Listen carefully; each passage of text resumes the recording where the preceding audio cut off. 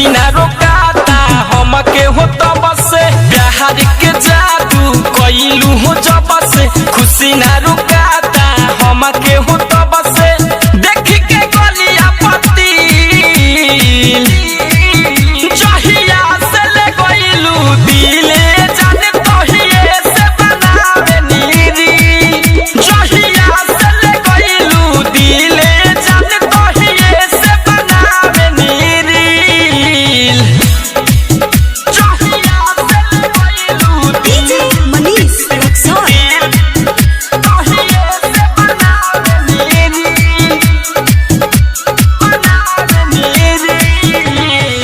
देखनी जब से चाँद सा मुखड़ा हम तो पगला गइनी तोहरे दिहल हुनर हजे सोशल मीडिया पर छा गइनी अरे तोहरे चलते हमार कितना फॉलोअर बढ़ गई देखनी जब से चाँद सा मुखड़ा हम तो पगला गइनी तोहरे दिहल हुनर हजे सोशल मीडिया पर छा गइनी प्यार के नाशा में आवे ना नींदियो तोहरे ला हमहु बनावे नी वीडियो उठता गजब के फील जहिया से ले गइलू दिले जाने तोहिए से बनावे नीरी जहिया से ले गइलू दिले जाने तोहिए से बनावे नीरी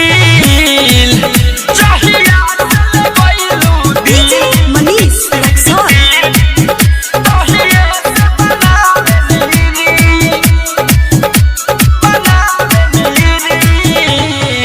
राइटर गुडू गोल्डन कहे बारू रूप के रानी हो जे भी तोहके देखी करे जा ओकर जीव ना मानी हो अरे तोहरा सामने सब फेल बरे पगली राइटर गुडू गोल्डन कहे बारू रूप के रानी हो जे भी तोहके देखी करे जा ओकर जीव ना मानी हो प्यार के भरले बारू मोर गागर तोहरे चक्कर में बा सूरज